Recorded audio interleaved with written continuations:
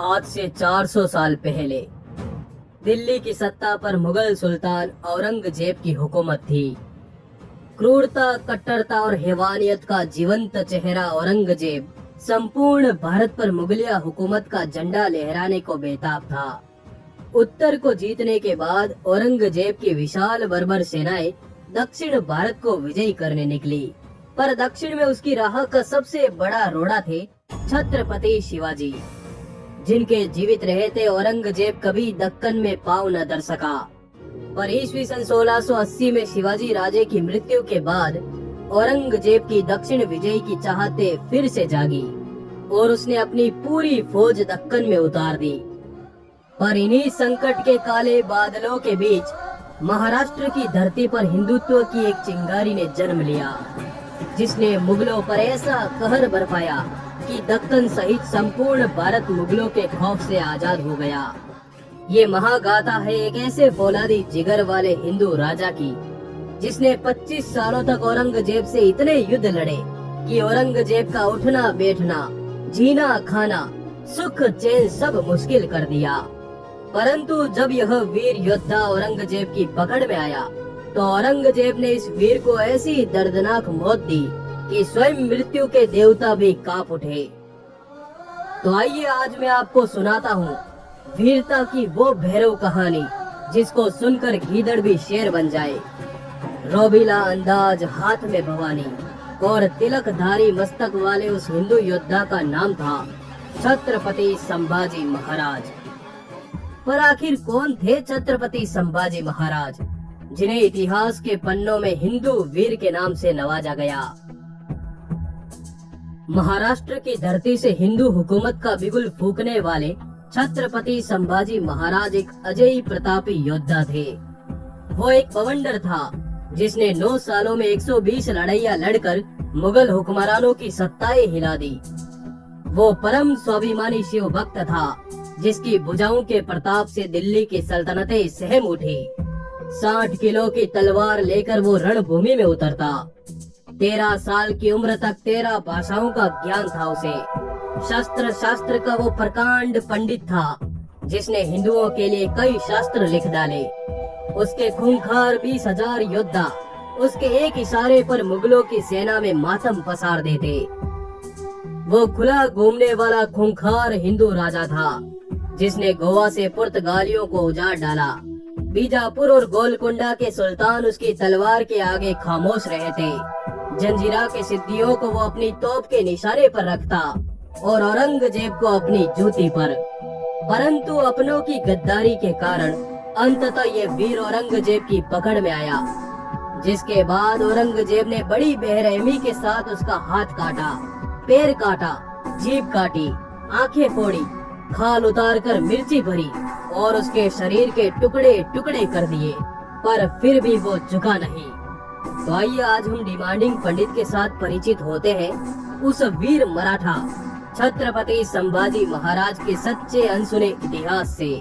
उम्मीद है आप इस वीडियो को लाइक जरूर करेंगे। तो चलिए शुरू करते हैं। ईस्वी सन 1680 में छत्रपति शिवाजी महाराज के स्वर्ग जाने के बाद संभाजी महाराज को उनकी सौतेली माता सोराई बाई ने पन्हाला किले में घेर लिया, ताकि वो राजा न बन सके और सोराई बाई का बेटा राजा बन जाए। परंतु अपनी सौतेली माँ के षड्यंत्र की भनक पड़ते ही शेर के उस शावक ने पन्हाला के कैद खाने की दीवारों को फांदकर पन्हाला गढ़ पर अधिकार जमा लिया और स्वराज के गद्दारों के मस्तक उतारने की सौगंध खाते हुए शंभू राजे ने राजधानी रायगढ़ की तरफ कूच कर दिया। भोर के पहले पहर में यम गर्जना करता हुआ संभाजी का सैलाब राजधानी रायगढ़ में उतरा और हुकूमत पर अपनी विजय का भगवा तान दिया। और 20 जुलाई सन 1680 को पूरे वैदिक मंत्रों के साथ हिंदू हृदय सम्राट छत्रपति संभाजी महाराज राजगद्दी पर बैठे।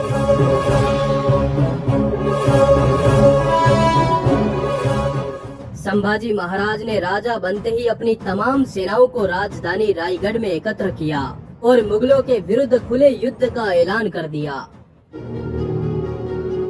ईस्वी सन 1681 की मध्य रात्रि को संभाजी महाराज ने अपनी तमाम सेनाओं के साथ बुरहानपुर पर धावा बोल दिया। क्योंकि बुरहानपुर वो शहर था जो औरंगजेब की दूसरी राजधानी था।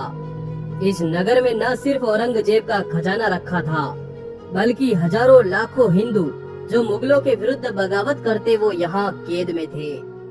रात्रि के घोर सन्नाटे में मराठों ने इस इलाके पर सामूहिक रूप से भयंकर धावा बोला। संभाजी महाराज के नेतृत्व में मराठों ने यहाँ पर तैनात मुगलों को काटकर पूरे नगर पर कब्जा कर लिया। शंभू राजे ने इस किले से औरंगजेब का खजाना लूटकर पूरे किले को धराशायी कर दिया। मराठों ने जाते जाते इस पूरे के पूरे नगर को तबाह कर डाला। मराठों के इस पराक्रम से औरंगजेब गुस्से से तनतना उठा और उसने अपने सबसे बेहतरीन सेनापति हुसैन कुली खां को एक बड़े लश्कर के साथ मराठों की धरती पर उतारा। हुसैन कुली खां दिल्ली से यह कहकर निकला कि वो 3 दिन में मराठों को मसल देगा, पर वो 3 साल तक वापस नहीं लौटा, क्योंकि संभाजी महाराज ने उस पर तगड़ा घेरा डाल रखा था। मराठों के आगे उसका पूरा लश्कर लुट गया, सेनाएं मारी गई और वो खुद एक रात मौका पाकर युद्ध भूमि से दुम दबाकर भाग निकला। इस प्रचंड जीत ने संभाजी महाराज को रातों रात दक्कन का सूरमा बना दिया, पर ये बात औरंगजेब बर्दाश्त नहीं कर पाया और उसने मात्र 1 महीने बाद खान जहां बहादुर को 1 लाख सैनिकों के साथ सतारा में उतारा।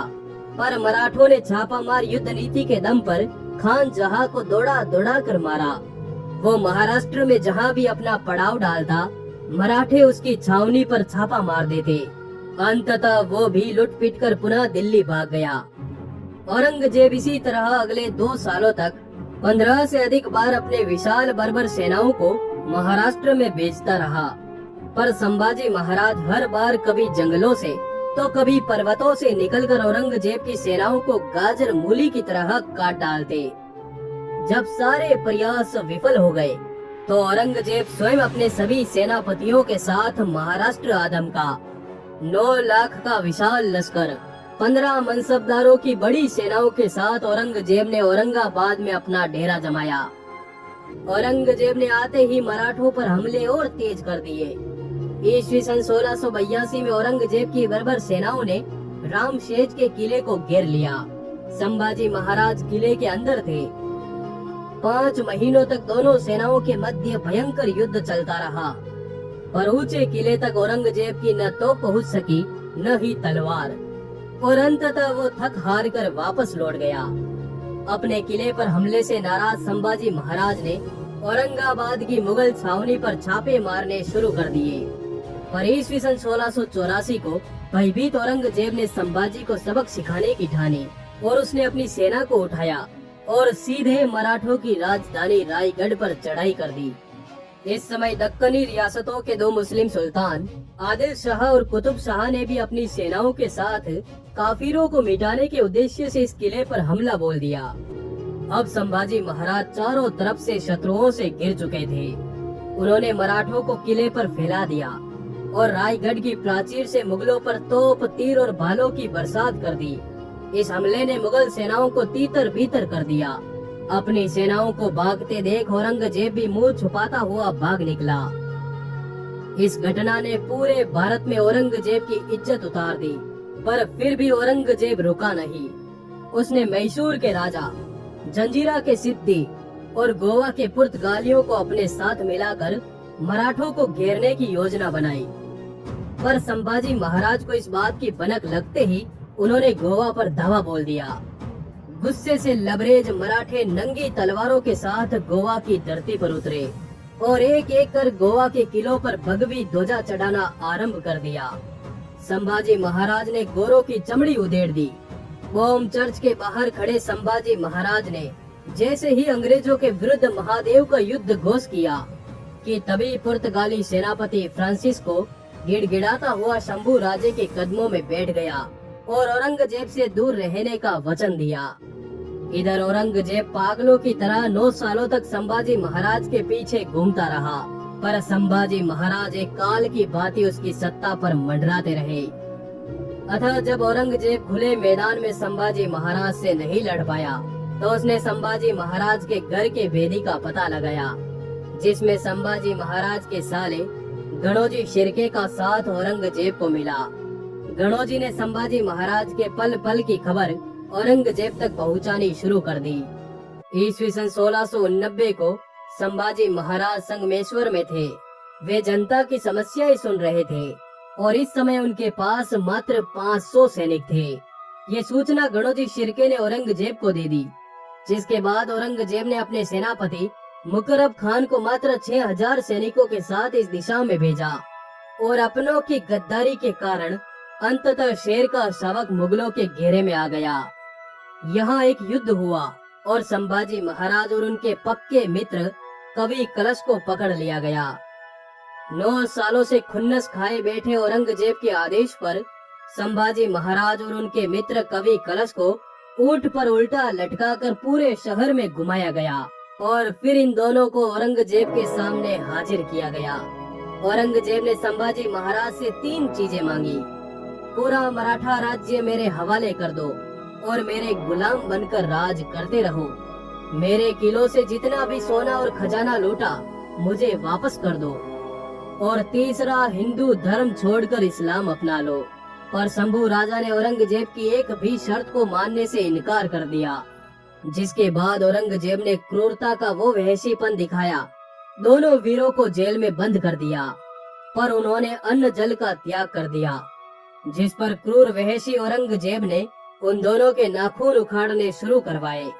आंखों में मिर्ची डालकर पानी के लिए तरसा दिया और फिर जलती हुई सलाखें उनकी आंखों में घुसा दी, जिसके बाद उनके हाथ और पैरों की उंगलियां काटी गई, बालों को खींचकर उखाड़ दिया और फिर धीरे धीरे उनके शरीर की खाल उतारनी शुरू की। उनकी जीभ काट दी गई। ये सब लगातार 40 दिनों तक चलता रहा। हर रोज उन दोनों के शरीर का एक एक अंग काटा जाता, पर शंभू राजे झुका नहीं और अंत में उनके शरीर के टुकड़े टुकड़े कर फेंक दिया गया। पर आज हम हमारे इन वीर सपूतों को भूल चुके हैं। हमारे वीर सपूतों की इस कुर्बानी को जन जन तक पहुंचाए। आपका हृदय कहे तो इस वीडियो को लाइक करें। आपका आभार, धन्यवाद। जुड़े रहिए।